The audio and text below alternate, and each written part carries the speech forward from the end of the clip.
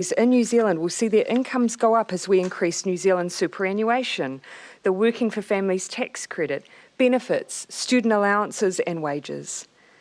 The second focus for this week is the launch of our winter flu campaign on Friday. Sitting at the heart of our COVID-19 winter plan, we've supported Pharmac to secure 2 million flu jabs, 40% more than previous years, as we prepare ourselves for the first time in 2 years against the arrival of Northern Hemisphere winter flu bugs. Turning now to Cabinet's decisions today, I can announce further support for Ukraine in its defence against Russia's invasion. Today, Cabinet has confirmed an immediate deployment of 9 New Zealand Defence Force personnel to the United Kingdom and Belgium to support our partners in intelligence and engagement work for the next 3 months. 7 New Zealand Defence Force intelligence analysts will go to the United Kingdom to assist with the heightened demand for intelligence assessments. Some of our people will directly support intelligence work on the Ukraine war, and some will join existing teams focused on other parts of the world in order to free up capability within the UK teams. 2 other officers will deploy to the UK and Belgium to enhance our engagement with and understanding of partner activities related to Ukraine. One will work with the existing Defence Attaché and New Zealand military representative to NATO, and one will work within the UK's permanent joint headquarters. We've sent in the past defence intelligence personnel to active deployments overseas, such as in Afghanistan. They're an integral part of any defence commitment. We also regularly have exchanges with other defence intelligence agencies, such as the UK. Today, Cabinet has also approved the use of the Defence Force's open source intelligence capabilities for 3 months to support the UK and other European partners, taking advantage of the time zone difference to help with key tasks during their nighttime and our daytime.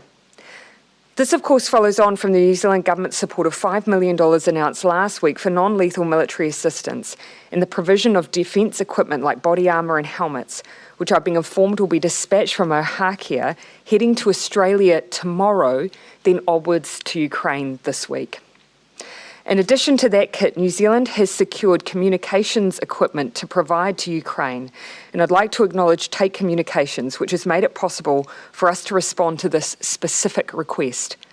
This will come from the $5 million contribution announced last week, with the remainder of the money going to the NATO Trust Fund for Ukraine. This equipment will be shipped as soon as possible and likely in the first week of April. This military support is in addition to the humanitarian support provided to the Red Cross and the establishment of a special Ukraine visa for family members of Ukrainians in New Zealand, for which 264 applications have been made and 46 visas have been issued. And of course, through the Russia Sanctions Act, we've already designated over 460 individuals and entities, and we'll be announcing more targets in the coming days, weeks, and we expect months. We know that sanctions globally have been making it harder for the Russian regime to fund its war. The ruble has collapsed in value, and Russia is on its way from being in the top 20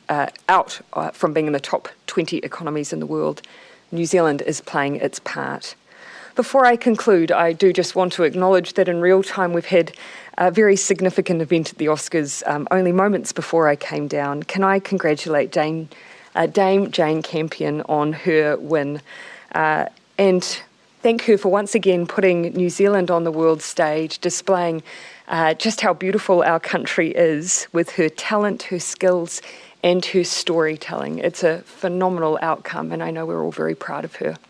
Okay, happy to take questions. Just while you're mentioning Jane Campion, what significance does that win have for us here in New Zealand?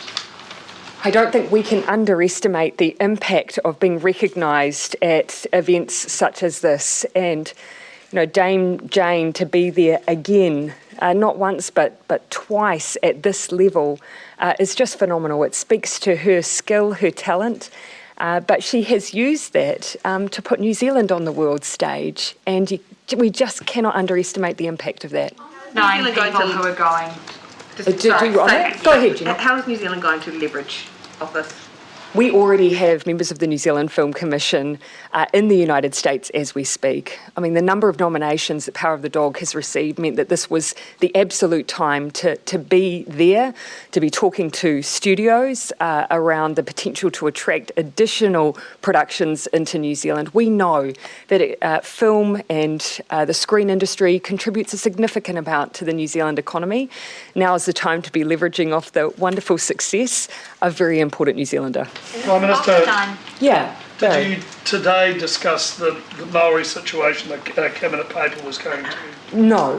In fact, as you may well be aware, the Herald story that I believe you're referring to was corrected on that front. That was not due to come to Cabinet today. When is it going to Cabinet? As I believe Minister Jackson's office clarified at the time, there is a report back on consultation due at a Cabinet committee this week. So again, not quite as has been reported. With the 9 people Jessica. who are going to be posted overseas for intelligence, that doesn't sound like a lot of people, but is it quite a large chunk for New Zealand? Look, this is very much in keeping with similar deployments of this nature in other situations where we are contributing highly skilled analysts to undertake roles that in some cases 2 of those individuals will enable other personnel from within the UK to be freed up for Ukraine-specific tasking. 5 of those intelligent analysts will be specifically involved in looking at, for instance, satellite imagery,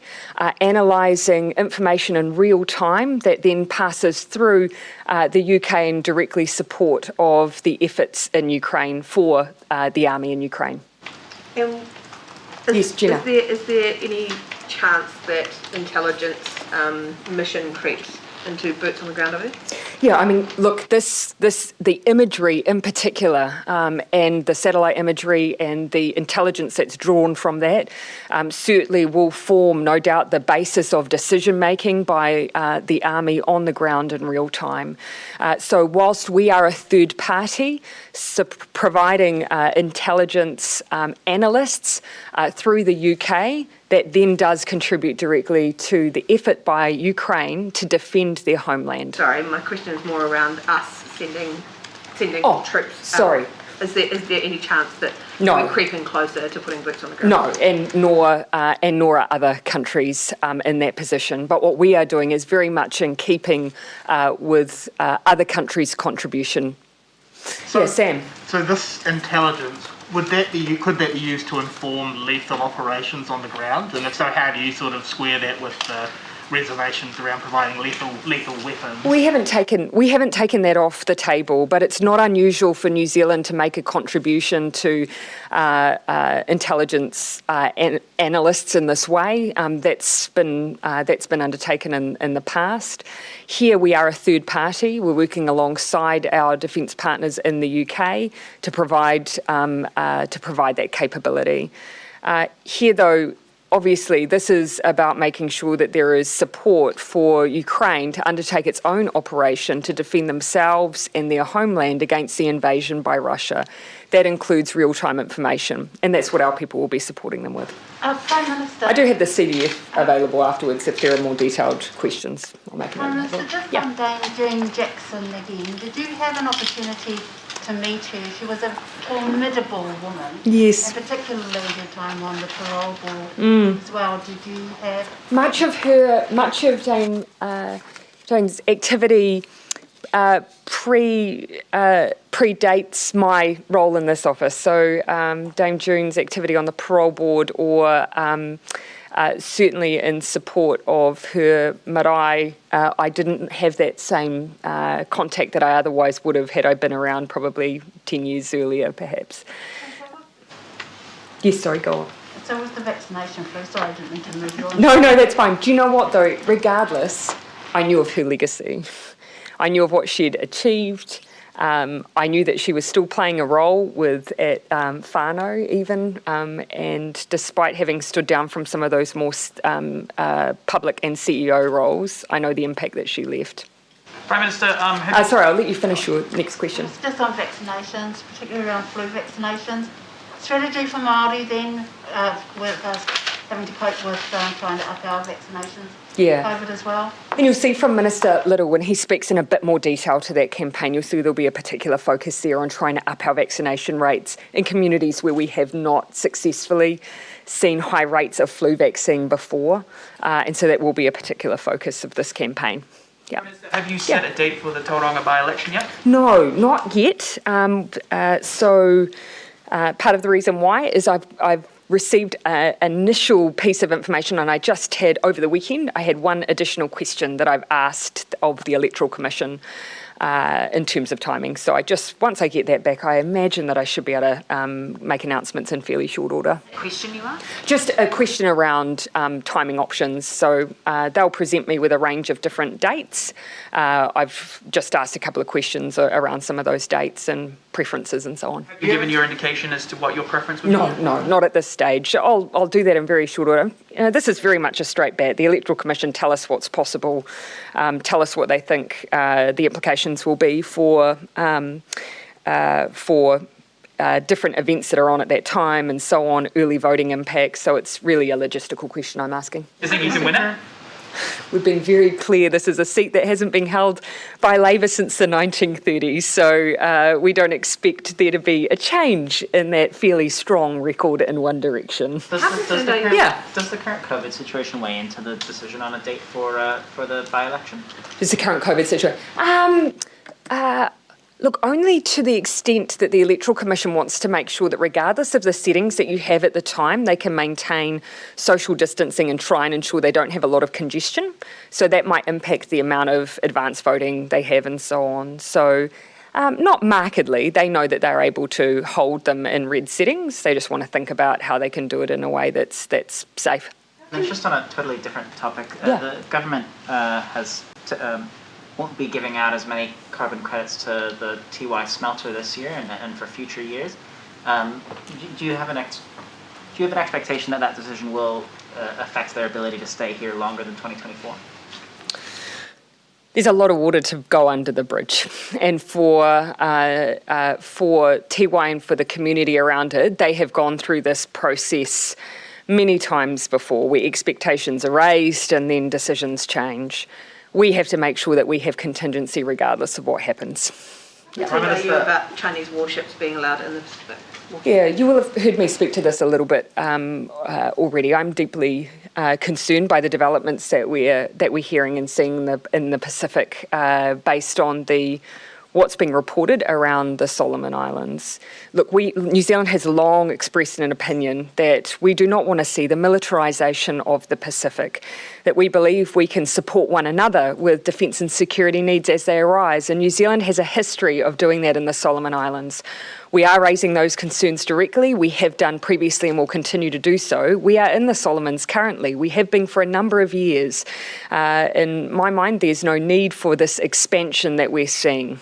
What more can we do to... We can, of course, continue to bilaterally raise the concerns that we have. We can also work as a Pacific Island family through the Pacific Island Forum to raise the voice of all countries in the region around what we want to see happening in the Pacific. This is our backyard.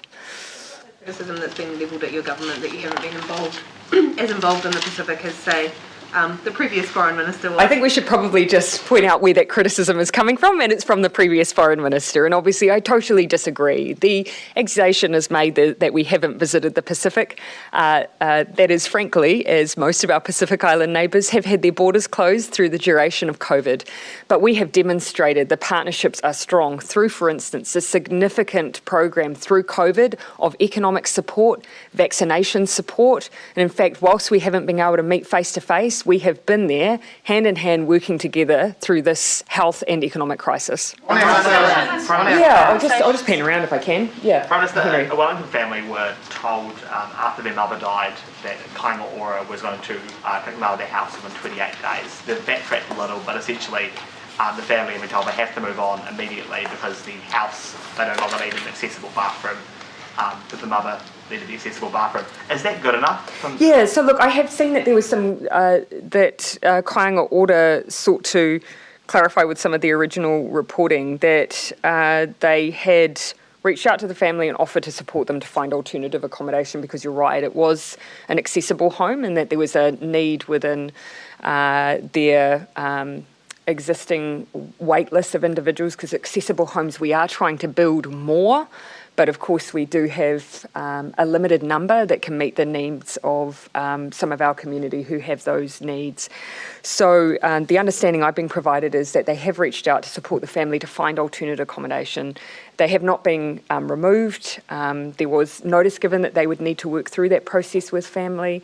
And they do need to do that sensitively. Obviously, they're suffering grief and loss at the same time as Kāinga Ora are trying to support them for what will be a disruption in their lives. Is that good enough, though, that it took media attention for this kind of new process? Well, this is just... Originally, there was a letter I can only... saying get out of there. Yeah, no, I can only refer here, Henry, to what I've been told, which is that they scheduled a meeting on the 8th of March, 2 weeks following the sad passing of their family member, to try and talk about housing options.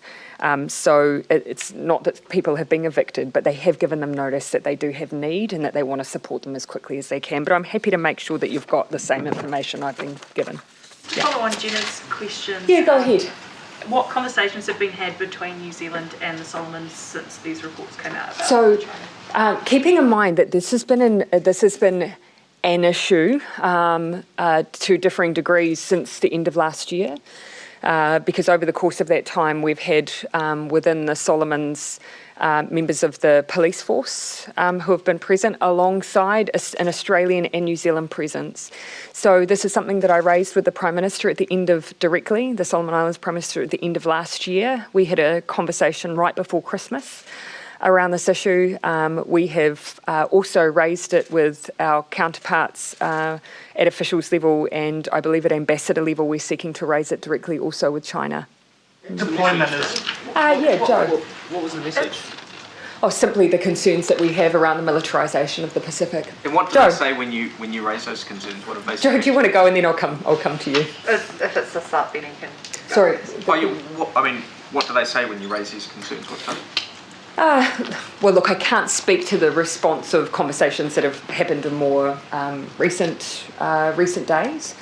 When it comes to my interaction with the Prime Minister of the Solomon Islands, look, I think there's an acknowledgement of the concerns, but also assurances around relationships and the security arrangements that they will be entering into. But obviously, we're not satisfied by that. Have any representations been made to China? Yes, as I just said, I understand that MFAT have invited a conversation with the ambassador here. Are you concerned Joe? It's been 2 weeks since you announced the petrol relief and road user charges. Yes. There's still quite a few unanswered questions around the road user charge aspect in terms of what you would do around putting a cap on it so that you don't basically have people speculating and buying a whole heap when they should be. It is fair to say it is more complex, that is true.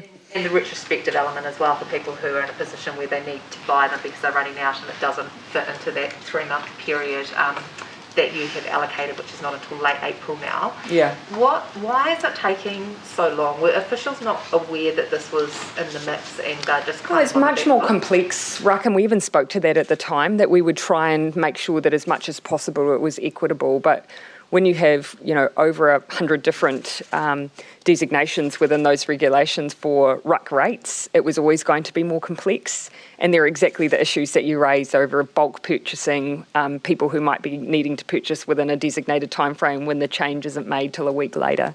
So it hasn't been as straightforward, but we have still moved to act as quickly and as fairly as possible. I can take some of your more specific questions away. I believe some of them we could answer. The 85 classes part has been sorted, that came out from Michael Wood last week, Yep. but it's more around the other stuff. And is it a case if you're going to have to make legislative changes around saying that people can only buy up so much, for example? Is that the slow bit here? I wouldn't want to say that that's been the only issue, because there have been a number of technical issues that have made it complex. But if you wouldn't mind, I wouldn't mind seeing where we've got to and finalising the details around the bulk purchasing element. With the NZTA and Ministry of Transport, how much they were aware, I guess, before you made that announcement? Oh, of course. These were all issues that we knew would have to resolve. But it is fair to say that as we saw those price increases moving, the big focus immediately was, what is the best mechanism to deliver a discount at the pump. Excise provides for the vast majority of New Zealanders that immediate response. We wanted to be fair and ensure we were doing the same for diesel through using the road user charges to do that.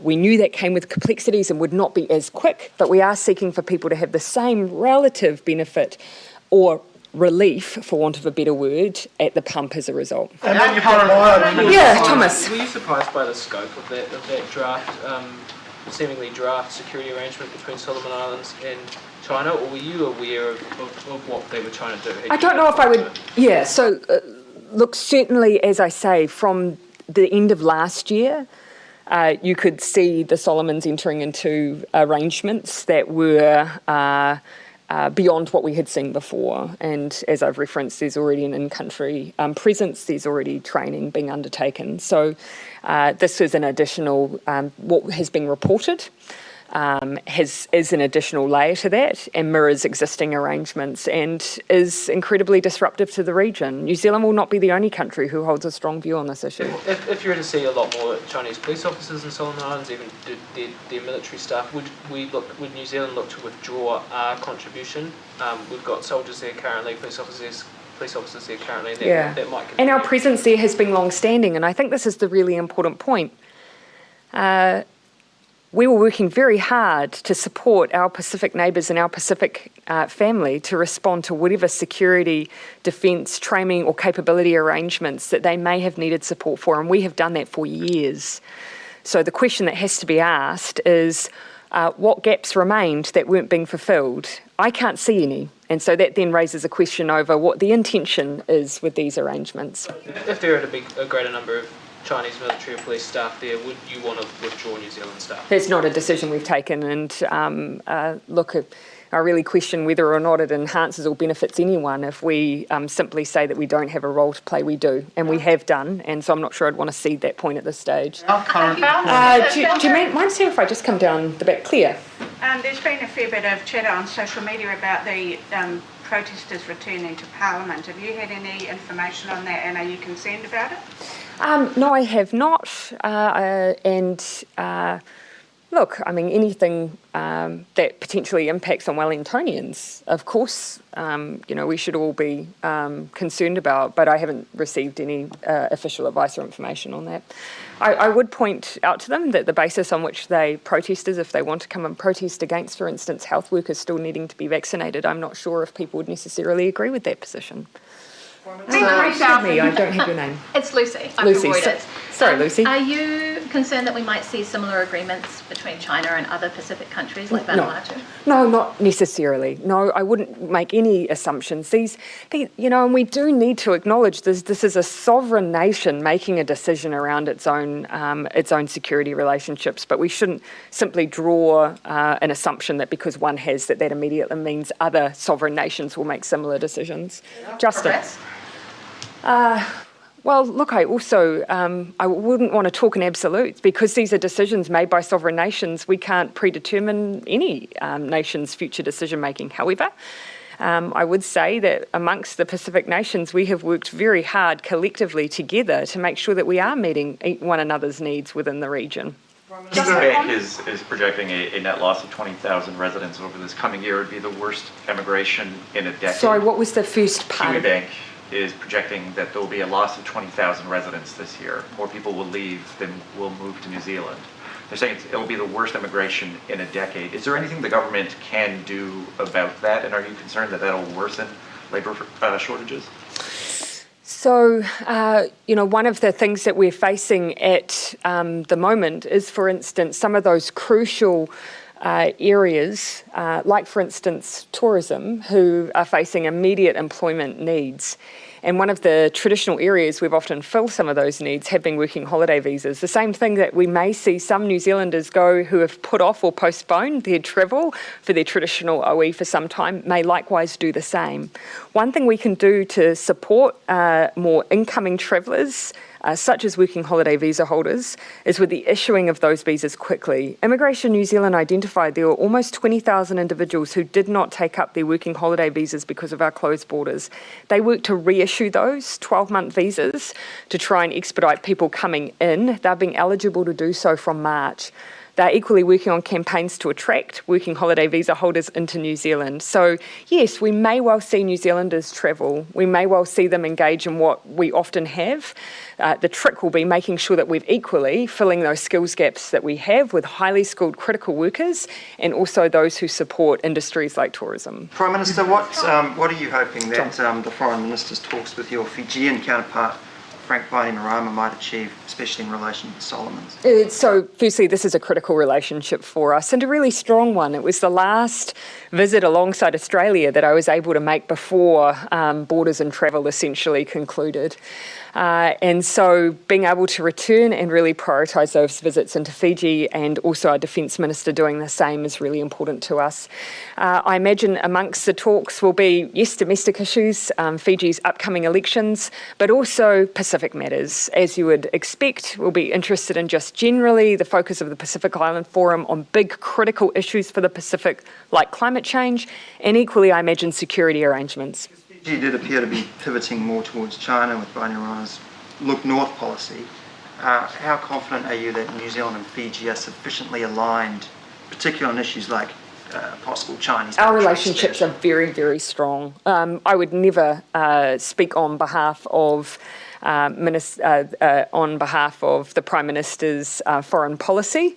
Obviously, that is a matter for them as a sovereign nation. However, I consider us to be very, very strong, close working partners. Just on a slightly different topic, since last weekend, unvaccinated citizens have not had to enter MIQ or self-isolate, but New Zealand permanent residents still need to be vaccinated to travel here. Why is that so, and when might that requirement change? Yes, and so we are giving some thought and consideration to whether or not what is currently an exemption for citizens, whether or not that should be extended to permanent residents. The risk assessment, the public health risk assessment was very much around just citizens solely, so we need to undertake a bit of analysis over the impact of it being extended. On permanent residents who in many aspects of life have the same rights as citizens? Well, of course, for citizens there are additional obligations that New Zealand has, but as I say, we are looking at the public health assessment around extending it to permanent residents. And then I'll come back to Sam. Thank you. A 43,000 strong petition calling for the government to publicly fund cystic fibrosis drug Trikafta has been presented to Shannon Halbert in Auckland today. What's the government doing to give Kiwis access to this life-saving drug? Yes, well, for starters, I would say that we've absolutely recognised firstly, the important role that Pharmac plays and the important impact that an increase in Pharmac funding has. And so we have significantly increased Pharmac's budget. And the reason for that is because they're ultimately the decision makers. I've been in opposition politics and I've been in government. I know the amount of pressure that there is on politicians around the funding of specific drugs, and understandably, in many cases, these are life-altering drugs, but these should always be decisions that aren't made by politicians, but are made by those that have the clinical experience and that can look across the wide ambit of need that we have in New Zealand. In this one particular area, I would just say Pharmac's also been making decision-making is in charge of the decision-making over where certain drugs are able to be used for certain age groups. And there's a bit of a difference at the moment between New Zealand and Australia, but that's obviously not something that we're involved in. Deployment to the Solomon Islands after the riots last year, that's due to finish this week on Thursday. Has there been any discussion about extending that? The potential for unrest would seem to be high now that the security agreement's come to light, the Parliament's just come back. Are you looking at extending it? Have the Solomons expressed any desire for us to extend? I'd need to go and just do a double check on dates there, Sam, if you wouldn't mind, but I'm happy to come back to you. You know that we did extend our wider presence over the holiday period at the beginning of the year. That enabled some rotation for our Australian counterparts, but I just need to look at what the final decision on the remaining individuals that we have there. Prime Minister, it's nearly been a year since you announced the public sector pay guidance to keep a lid on rising wages. Since that time, inflation's gone a bit nuts. Have you thought about reconsidering that guidance in light of that? I might leave that for Minister Hipkins to speak to, if I may. Of course, we're aware of the changing circumstances since the time that was that guidance was raised. It might be possible to reconsider that given the changing circumstances. Yeah, look, there's absolute acknowledgement of the changing circumstances that we're experiencing across the board, and you'll see that from our response. But when it comes to wider guidance, very, very careful about what I say, so I'll just leave that to Minister Hipkins. Back to your answer on Trikafta. Yeah. Farmac has already approved Trikafta for its options for investment list, and therefore it's just sitting there waiting to be funded. So then doesn't the decision lie with government to give them Sorry, more just to be funding? specific, my implication, what I was implying there from some of what's been raised with me recently is about the age bands. So, for instance, at the moment there isn't yet a decision on the access to this drug by younger users relative to other countries. So that's not a decision we make. Also, the sequencing of decisions isn't something we also deal with. So we have increased Farmac's funding. They make a decision over the drugs they prioritise first. They've done that. This particular drug is on their list but hasn't come off first in that funding extension that they have received over several budgets. Kind of applies to both Trikafta but other medicines that Kiwis have been waiting years and years and years for the government to fund. They see the COVID-19 vaccines and the COVID-19 antivirals being funded really, really quickly. Yeah. And I guess they don't think So look, here that's fair. Here is where the role for Farmac is incredibly difficult. You'll see that even when we increase their budget significantly, in amongst life-changing drugs will often then be alongside them over-the-counter drugs that New Zealanders use on a regular basis for often what are not life-threatening illnesses. These are the decisions that Farmac ultimately have to make, and they're very difficult ones. So they determine what's top of the list, what gets funded next. As a result of our increase in funding, we have seen new cancer drugs funded, but there continues to be a long list of additional drugs that, of course, will be on any such list by Farmac. Okay, anything else? All right, looks like we can all finish. I didn't see it. I've seen commentary and the odd image. I'll leave it to others to commentate on. Thanks, everyone. The CDF, if anyone has just background questions that they wish to ask, the CDF is available.